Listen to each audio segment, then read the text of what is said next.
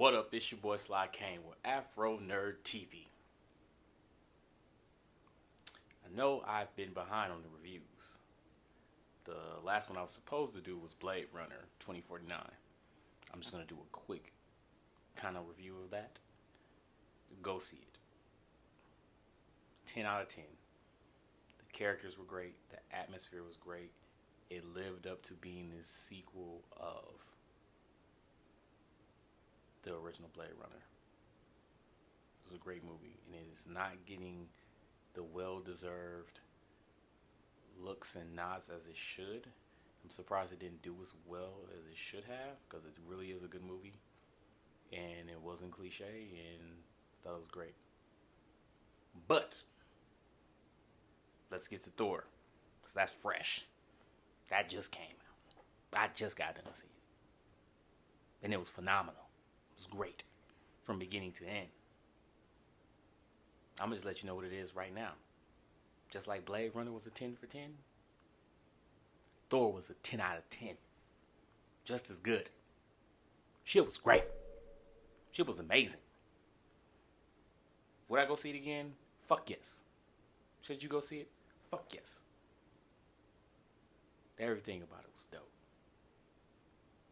The humor, the action, the scenery, even the side characters got some shine. Some side characters didn't get as much shine as they did in the other movies, but they weren't forgotten. Well, except for one. Lady Sif was nowhere to be found in that movie. Jane Foster was nowhere to be found in that movie. Not too sad about Jane Foster not being in the movie, because let's keep it real. Thor 1 was like the Notebook type of love story situation shit with superheroes, and it wasn't all that great. Don't get me wrong, Thor is my second favorite Avenger. It's Black Panther, Thor, then Ant-Man. So I'll take the first movie for what it was. It was an introduction. I get it. Second movie, much better. Chris Eccleston as Malekith was a dope villain. But Thor Ragnarok, oh my goodness, was that movie leaps and bounds beyond the first two movies. And it's because they didn't focus on the relationship between Thor and Jane. They focused on the relationship between Thor wanting to be mortal and him needing to be on Asgard. Like, he's always struggled with that. Oh, I want to be on Earth with the Avengers and Jane, and I just want to live a simple life. I don't want the throne. This movie was about kind of coming of age. Basically, Thor grew up in this movie. It was about time for him to grow up, because at the beginning of the movie, it starts where the end credits for Doctor Strange, where you see Thor come home and he's looking for his father, and he sees Loki is pretending to be Odin. So they go to Earth and they find him, and Odin greets his sons of farewell, saying that his time has come and he's going to be with their mom. But, oh yeah, before I leave, y'all got an older sister who's fucking psychotic, and she's the god of death. And when I die, she get out, because he imprisoned her. And him dying, he was just like casually like, yeah, like I'm leaving and she coming, so be ready and shit. And she come and she wrecks the fuck out of both of her little brothers. And Kate Blanchett was a great ass villain. Her as Hela was super dope. And I wasn't even upset that they kind of changed the lore of Hela, because if I'm not mistaken, she is Loki's daughter. She's still in the family. They just made her a sister, which makes more sense. Kind of would have been hard to explain the whole when did Loki have a daughter with who and whatever and all that. So she remains the goddess of death. And the first thing she does is just shatter Mjolnir. Just shatters that shit like it was nothing. And just beats the crap out of Thor and Loki, and it's great. So you see him having a hard time. First, he has a hard time gripping with the fact that his dad just passed away, and his sister just bam comes in, whoops their ass. We off to Asgard. Let's go. So she goes to Asgard and she handles business immediately, taking out two of the Warrior Three like it was nothing. Like it was nothing. They made sure they established her dominance, that she was a foe, and a very very formidable foe, and she was not fucking around. It was great. And then you go back to Thor and Loki, and you see him. Like I said, this movie was a coming of age movie for Thor, and you see him. It's basically he's on Sakaar. I thought it was it always Sakaar or was it Scar? I think whatever the premise of where he was, where the scenery was Sakaar, where if you've read Planet Hulk or seen the movie, if you haven't, you should watch it. The Some of the Avengers and Inhumans and all and X-Men, they're all in one collective and they're called the Illuminati. They sent the Hulk to a different planet in space because they didn't want him on Earth anymore fucking shit up. So that's where Thor Ragnarok takes place for the most part. Is you see Thor get captured by Valkyrie, who's played by Tessa Thompson, sorry, and she did a phenomenal job. For her interest was great. You see her just walk out, and she's like, "Oh, Thor's mine. I'm taking him as prisoner," and she's drunk. She literally comes out of her ship drinking a fucking 40 ounce, and she falls down, and she all the people that's trying to fight her, she just like beats their ass. It was great. It was a great badass interest for her, whooping ass and shooting people while she was fucking wasted on a damn 40 ounce. So you see that, and he's captured by the I can't think of his name right now. Is it the Chancellor? It's the Collector's brother. The character Benicio del Toro plays in the Marvel movies. It's his brother, and he's played by Jeff Goldblum. Phenomenal actor. Love him. Jeff Too Fly Goldblum did his thing. He was funny. The main thing about this movie that was hilarious. It literally Thor Ragnarok is literally a Thor movie with a Guardians of the Galaxy facelift. It's like they took all the best parts from Guardians of the Galaxy and they learned from it and they improved on it and put it into a Thor movie, which was great. It wasn't dry and boring like kind of like the first two were. They had their funny moments, but this movie, hands down, throughout, mad laughs, great action scenes, and the shots they did in the movie were great too. It's like if you like Guardians of the Galaxy, definitely see Thor, because you can see the inspiration that comes from it, and they made the movie real like retro rock from beginning to the end, and it was great. And when you see Hulk again, like he's literally become immersed in the new world and he doesn't want to leave. He's like, "Oh, they like Hulk here and Earth hates Hulk. I ain't going home. This is where I'm staying." And you see him and Thor arguing about him leaving and helping him to go fight his sister. And the Hulk's like, "Why would I leave here? Like, I'm chilling. This is good. This is life. This is where I want to be."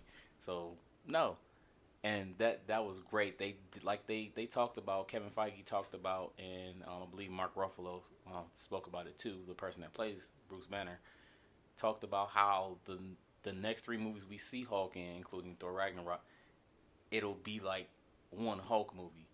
And as much as it was a Thor movie, it was a Hulk movie as well. Like, he definitely had his own little side story in there. The way they did it was dope because it didn't take away from the actual story about Thor. In a way, it was kind of like Hulk getting redemption as well from his previous two movies. And it didn't take away from the relationship between Thor and Loki, and what the movie was really about was them defeating their sister and trying to save all of the realms from Hela. And you get a couple like bonding moments between Loki and Thor, but at its core, they're brothers, but they still hate each other. It's a love-hate relationship that remains the same, and Loki's gonna always try to betray his brother in the end to benefit him. And you also see in the movie how most of the stuff that's bad that's happening to him is because of Loki, and you can see Thor trying to lecture his little brother like the stuff you do has consequences. Him taking over Asgard and putting their father under a spell and leaving him on Earth for a long time kind of caused him to kind of give up on life. He broke the spell, but it was like, oh, my time's done. Like, I've been away from Asgard for so long, and I kind of miss your mom. I'm gonna die, so I'm just gonna go to Valhalla, and he does, and then that brings Hela. Everything Loki's doing within this movie is literally leading up to him making the biggest mistake at the very end, which we're gonna get to. But I like what they did with Tessa Thompson's character, as well as Idris Elba playing Heimdall. Oh my goodness, listen. He had a way bigger role. He was literally the glue that was keeping everything together while Thor was trapped on Sakaar. And he was saving refugees, and he sneaking around. He stole the doggone his sword back that literally controlled the Rainbow Bridge for Hela to get to other worlds and stuff. And I like that they did that. They didn't just leave him stranded, because Heimdall is a pretty strong ass character in the comic books, as well as the movies. They've hinted towards that, like in the first movie, saying that why do you follow my, like Loki saying, why do you follow my father when your power is just as strong as it's pretty up there. And he says he does what he does because he's the king and I serve him. And he's for Asgard, he's for the people, and the whole time he's just doing his thing and destroying everything, and he's helping Thor while he's on a whole nother planet. I'm thinking, I know it's a theory already out there that he might be in Infinity Zone. I could be wrong, but his eyes are like one of the most special things in the Marvel universe thus far. And it's little stuff in there where like Hela's saying that the Infinity Gauntlet is fake, letting you know that like Thanos has the gauntlet. Like this whole thing, like he's already switched it out. This is fake. This is not the real thing. And the little banter between all the characters, especially when Hulk became Banner again. Oh my goodness, he's like, why am I on a different world? Why am I in Tony Stark's clothes? What is going on? Oh, you don't want to be my friend. You just want to be friends with the Hulk. And Thor's like, no, I want to be friends with you, but I need the Hulk to fight my sister. And the chemistry between those two characters was great. They made sure Thor had chemistry with Hulk and Bruce Banner. The duality with that was pretty dope, because Hulk and Bruce Banner are two completely different people, but at the end of the day, they're the same person. And they showed that because the way Thor was talking to them, trying to kind of being a little bit Loki-ish, like sneak in and convince them and trick them into helping him. You can see they both knew like Thor was on BS. So as much as that the Hulk and Banner are at odds, they are the same person. Like I said, the movie, the villains was good. The scenery was good. The side characters, like I said, I loved Heimdall. I love Valkyrie. It was great. If you are on the fence for seeing this movie, definitely see it. The after credits are great. And Loki does something at the very end of the movie. Hopefully you see it when he's in the vault that causes the after credits to happen. I don't know if everybody caught it, but if you do see what I'm talking about, definitely leave a comment and we can talk about it. But yeah, like I said, the movie's a 10 for 10. 10 out of 10. It's great. Definitely see it. Oh my goodness. That movie was probably like top 5 Marvel movies for me. Top 5. I don't know my order for it yet. Top 5. I'll have to make a video on that, because definitely the Winter Soldier and this and Guardians of the Galaxy are like 3 of the movies that's like top 5 Marvel movies. I know that's debatable, but that could be another video. Like I said, 10 out of 10. Definitely go see it. The same with Blade Runner. 10 out of 10. Go see that. Both great movies.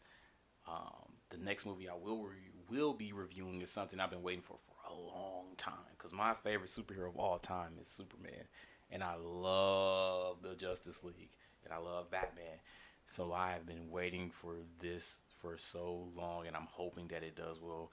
DC, please don't disappoint us. Do your thing, please. Wonder Woman was so great, and I'm hoping that it carries over into Justice League.